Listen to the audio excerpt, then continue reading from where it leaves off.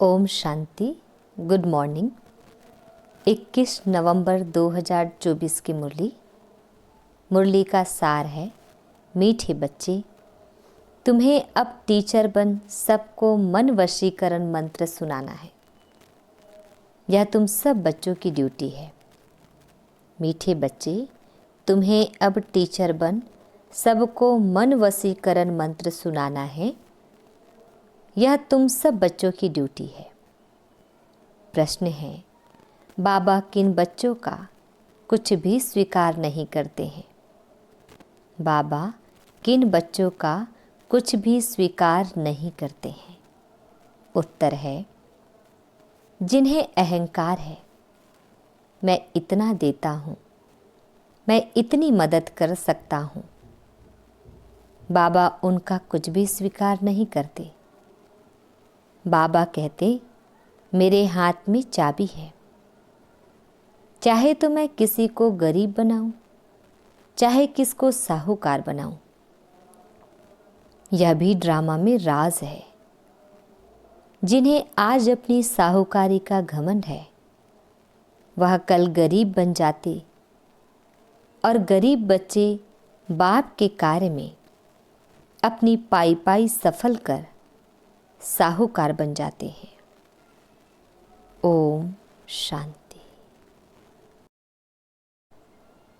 Detail है, यह तो रूहानी बच्चे जानते हैं कि बाप आए हैं हमको नई दुनिया का वर्षा देने। यह तो बच्चों को पक्का है ना कि जितना हम बाप को याद करेंगे उतना पवित्र बनेंगे। जितना हम अच्छा टीचर बनेंगे उतना ऊंच पद पाएंगे। बाप तुम्हें टीचर के रूप में पढ़ाना सिखाते हैं, तुमको फिर औरों को सिखाना है। तुम पढ़ाने वाले टीचर जरूर बनते हो, बाकी तुम कोई का गुरु नहीं बन सकते हो, सिर्फ टीचर बन सकते हो। गुरु तो एक सद्गुरु ही है, वह सिखलाते हैं। सर्व का सद्गुरु एक ही है, वह टीचर बनाते हैं। तुम सबको टीच करके रास्ता बताते रहते हो मन मना भाव का। बाप ने तुम्हारे पर यह ड्यूटी रखी है कि मुझे याद करो और फिर टीचर भी बनो। तुम कोई को बाप का परिचय देते हो तो उनका भी फर्ज है बाप को याद करना। टीचर रूप में सृष्टि चक्र की नॉलेज देनी पड़ती है। बाप को जरूर याद करना पड़े। बाप की याद से ही पाप मिट जाने हैं। बच्चे जानते हैं हम पाप आत्मा हैं, इसलिए बाप सबको कहते हैं अपने को आत्मा समझ बाप को याद करो तो तुम्हारे पाप मिट जाएंगे। बाप ही पतित पावन है। युक्ति बताते हैं, मीठे बच्चे, तुम्हारी आत्मा पतित बनी है, जिस कारण शरीर भी पतित बना है। पहले तुम पवित्र थे, अभी तुम अपवित्र बने हो।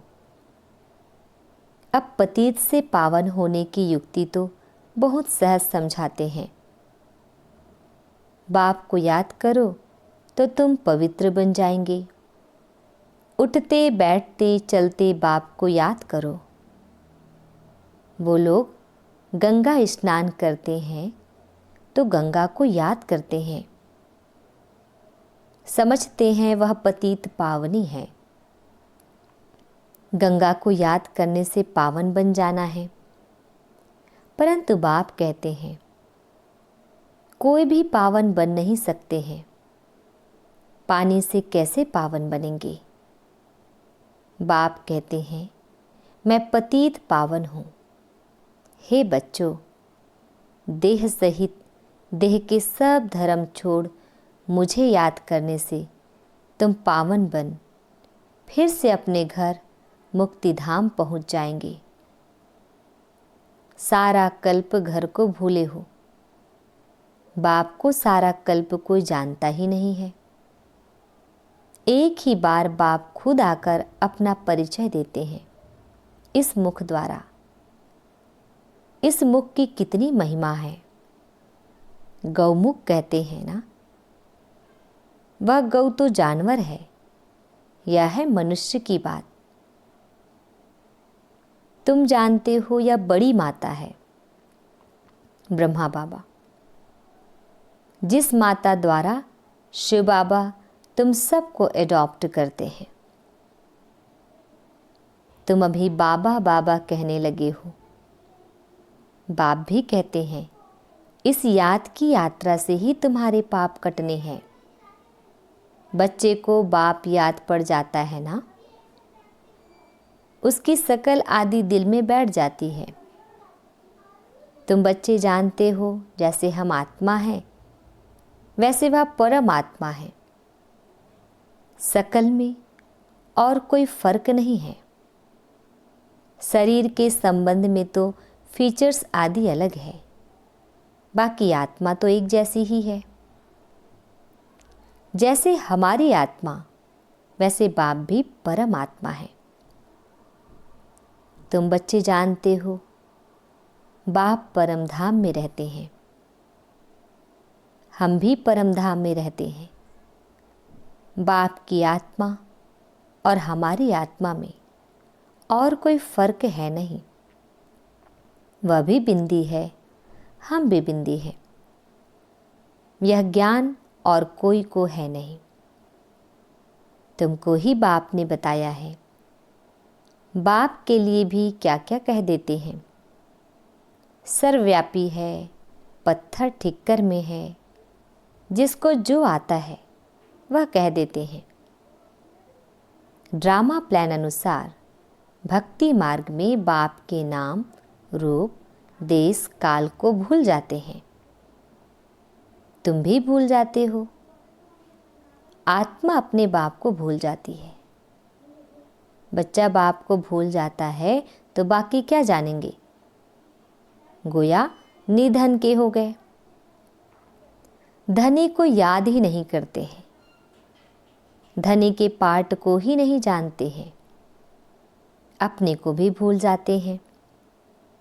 तुम अच्छी रीति जानते हो, बरोबर हम भूल गए थे। हम पहले देवी देवता थे, अब जानवर से भी बदतर हो गए हैं। मुख्य तो हम अपनी आत्मा को भी भूले हुए हैं। अब रियलाइज कौन करावे। कोई भी जीवात्मा को यह पता नहीं होगा कि हम आत्मा क्या है, कैसे सारा पार्ट बजाते हैं।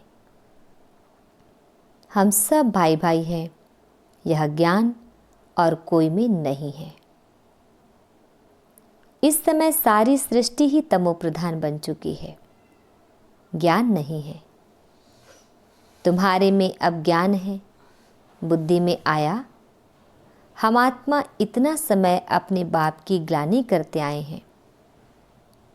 ग्लानि करने से बाप से दूर होते जाते हैं, सीढ़ी नीचे उतरते गए हैं। ड्रामा प्लान अनुसार मूल बात हो जाती है बाप को याद करने की। बाप और कोई तकलीफ नहीं देते हैं। बच्चों को सिर्फ बाप को याद करने की तकलीफ है। बाप कभी बच्चों को कोई तकलीफ दे सकते हैं क्या? लॉ नहीं कहता। बाप कहते हैं मैं कोई भी तकलीफ नहीं देता हूँ। कुछ भी प्रश्न आदि पूछते हैं, कहता हूँ इन बातों में टाइम वेस्ट क्यों करते हो, बाप को याद करो। मैं आया ही हूँ तुमको ले जाने, इसलिए तुम बच्चों को याद की यात्रा से पावन बनना है। बस मैं ही पतित पावन बाप हूँ। बाप युक्ति बताते हैं, कहाँ भी जाओ बाप को याद करना है। 84 के चक्र का राज भी बाप ने समझा दिया है। अब अपनी जांच करनी है, कहाँ तक हम बाप को याद करते हैं। बस और कोई तरफ का विचार नहीं करना है। यह तो मोस्ट इजी है। बाप को याद करना है। बच्चा थोड़ा बड़ा होता है तो ऑटोमेटिकली माँ बाप को याद करने लग पड़ता है। तुम भी समझो, हम आत्मा बाप के बच्चे हैं। याद क्यों करना पड़ता है? क्योंकि हमारे ऊपर जो पाप चढ़े हुए हैं वह इस याद से ही खत्म होंगे। इसलिए गायन भी है, 1 सेकंड में जीवन मुक्ति। जीवन मुक्ति का मदार पढ़ाई पर है और मुक्ति का मदार याद पर है। जितना तुम बाप को याद करेंगे और पढ़ाई पर ध्यान देंगे तो ऊंच नंबर में मर्तबा पाएंगे। धंधा आदि तो भल करते रहो, बाप कोई मना नहीं करते। धंधा आदि जो तुम करते हो वह भी दिन रात याद रहता है ना। तो अब बाप यह रूहानी धंधा देते हैं। अपने को आत्मा समझ, मुझे याद करो और 84 के चक्र को याद करो। मुझे याद करने से ही तुम सतो प्रधान बनेंगे। यह भी समझते हो अभी पुराना चोला है, फिर सतो प्रधान नया चोला मिलेगा।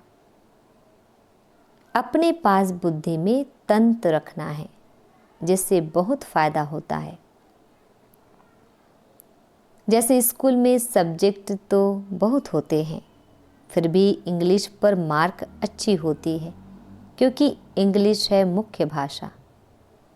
उन्हों का पहले राज्य था, इसलिए वह जास्ती चलती है। अभी भी भारतवासी कर्जदार है। भल कोई कितने भी धनवान है, परंतु बुद्धि में यह तो है ना कि हमारे राज्य के जो हेड्स हैं वह कर्जदार है।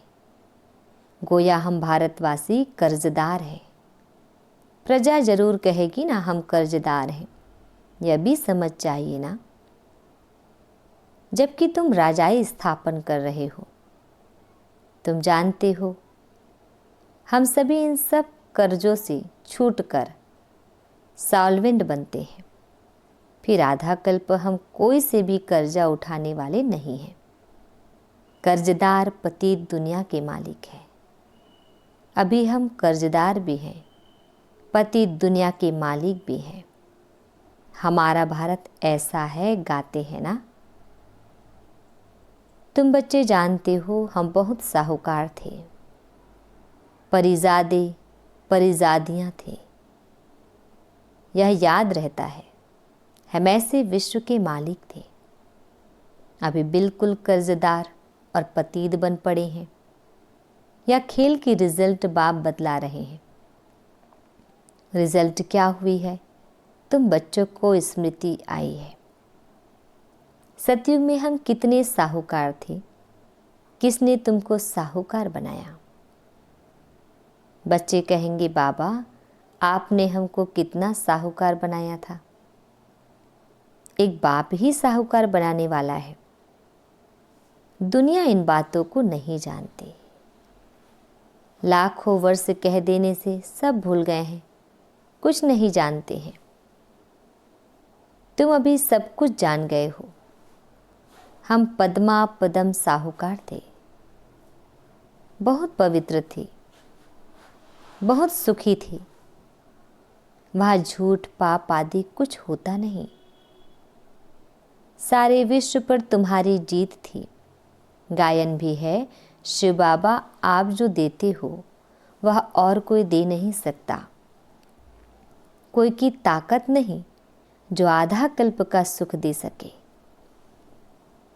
बाप कहते हैं भक्ति मार्ग में भी तुमको बहुत सुख अथाह धन रहता है। कितने हीरे जवाहर थे जो फिर पिछाड़ी वालों के हाथ में आते हैं। अभी तो वह चीज ही देखने में नहीं आती है। तुम फर्क देखते हो ना। तुम ही पूज्य देवी देवता थे, फिर तुम ही पुजारी बने हो। आपे ही पूज्य, आपे ही पुजारी। बाप कोई पुजारी नहीं बनते हैं। परंतु पुजारी दुनिया में तो आते हैं ना। बाप तो एवर पूज्य है, वह कभी पुजारी होते नहीं। उनका धंधा है तुमको पुजारी से पूज्य बनाना। रावण का काम है तुमको पुजारी बनाना। यह दुनिया में किसको पता नहीं है। तुम भी भूल जाते हो। रोज रोज बाप समझाते रहते हैं। बाप के हाथ में है किसको चाहे साहूकार बनाए चाहे गरीब बनाए। बाप कहते हैं जो साहूकार है उन्हों को गरीब जरूर बनना है, बनेंगे ही। उन्हों का पाठ ऐसा है, वह कभी ठहर न सके। धनवान को अहंकार भी बहुत रहता है ना, मैं फलाना हूँ या यह हमको है। घमंड तोड़ने लिए बाबा कहते हैं यह जब आएंगे देने के लिए तो बाबा कहेंगे दरकार नहीं है, यह अपने पास रखो, जब ज़रूरत होगी तो फिर ले लेंगे। क्योंकि देखते हैं काम का नहीं है, अपना घमंड है। तो यह सब बाबा के हाथ में है ना, लेना व ना लेना। बाबा पैसे क्या करेंगे, दरकार नहीं। यह तो तुम बच्चों के लिए मकान बन रहे हैं, आकर के बाबा से मिलकर ही जाना है, सदैव तो रहना नहीं है। पैसे की क्या दरकार रहेगी। कोई लश्कर व तोपे आदि तो नहीं चाहिए। तुम विश्व के मालिक बनते हो, अभी युद्ध के मैदान में हो। तुम और कुछ भी नहीं करते हो सिवाय बाप को याद करने की। बाप ने फरमान किया है मुझे याद करो तो इतनी शक्ति मिलेगी। यह तुम्हारा धर्म बहुत सुख देने वाला है। बाप है सर्वशक्तिमान, तुम उनके बनते हो। सारा मदार याद की यात्रा पर है। यहाँ तुम सुनते हो, फिर उस पर मंथन चलता है। जैसे गाय खाना खाकर फिर उगारती है, मुख चलता ही रहता है, जिसको जुगाली करना कहते हैं। तुम बच्चों को भी कहते हैं ज्ञान की बातों पर खूब विचार करो। बाबा से हम क्या पूछे। बाप तो कहते हैं मन मना भव, जिससे ही तुम सतोप्रधान बनते हो। यह एम ऑब्जेक्ट सामने है। तुम जानते हो सर्वगुण संपन्न 16 कला संपन्न बनना है।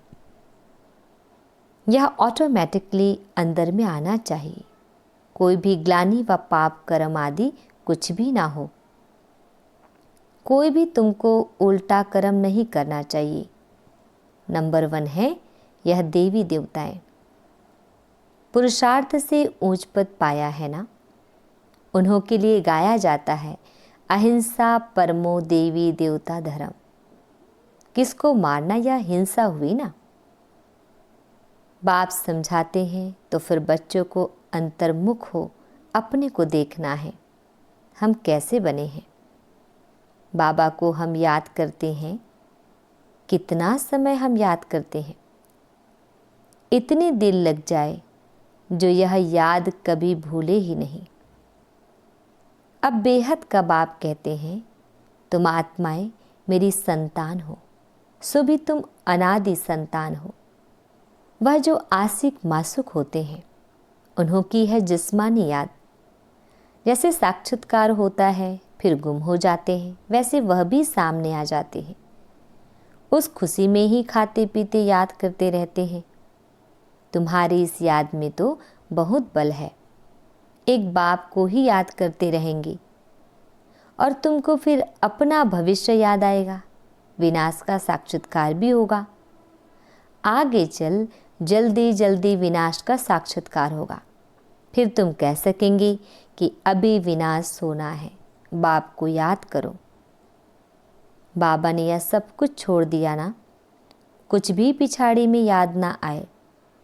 अभी तो हम अपनी राजधानी में चले, नई दुनिया में जरूर जाना है। योग बल से सब पापों को भस्म करना है, इसमें ही बड़ी मेहनत करनी है। घड़ी घड़ी बाप को भूल जाते हैं, क्योंकि यह बड़ी महीन चीज़ है। मिसाल जो देते हैं सर्प का, भ्रमरी का, वह सब इस समय के हैं। भ्रमरी कमाल करती है ना, उनसे तुम्हारी कमाल जास्ती है। बाबा लिखते हैं ना, ज्ञान की भू भू करते रहो, आखिरी जाग पड़ेंगे। जाएंगे कहाँ? तुम्हारे पास ही आते जाएंगे, ऐड होते जाएंगे, तुम्हारा नामाचार होता जाएगा। अभी तो तुम थोड़े हो ना। अच्छा, मीठे मीठे शिकिल दे बच्चों प्रति माता पिता बाप दादा का याद प्यार और गुड मॉर्निंग। रूहानी बाप की रूहानी बच्चों को नमस्ते। हम रूहानी बच्चों की रूहानी माता पिता बाप दादाजी को याद प्यार गुड मॉर्निंग और नमस्ते नमस्ते नमस्ते। शुक्रिया मीठे प्यारे बाबा, आपका लाख लाख शुक्रिया। धारणा के लिए मुख्य सार है, फर्स्ट पॉइंट है, ज्ञान का खूब विचार सागर मंथन करना है। जो सुना है उसे उगारना है। अंतर्मुख हो देखना है कि बाप से ऐसी दिल नहीं लगी हुई है जो वह कभी भूले ही नहीं।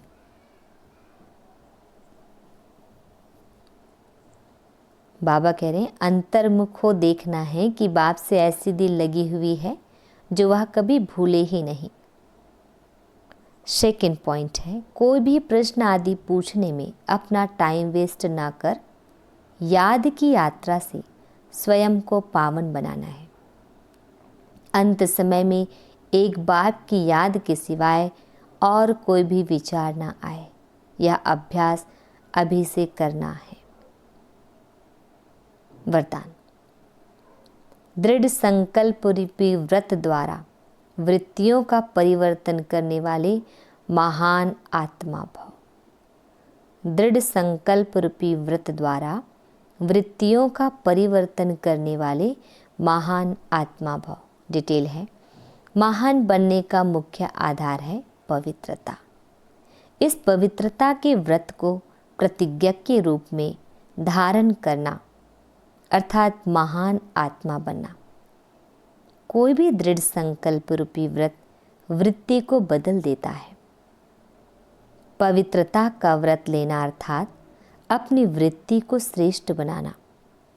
व्रत रखना अर्थात स्थूल रीति से परहेज करना। मन में पक्का संकल्प लेना। तो पावन बनने का व्रत लिया और हम आत्मा भाई भाई हैं। यह ब्रदरहुड की वृत्ति बनाई। इसी वृत्ति से ब्राह्मण महान आत्मा बन गए। स्लोगन, व्यर्थ से बचना है तो मुख पर दृढ़ संकल्प का बटन लगा दो। व्यर्थ से बचना है तो मुख पर दृढ़ संकल्प का बटन लगा दो। ओम शांति।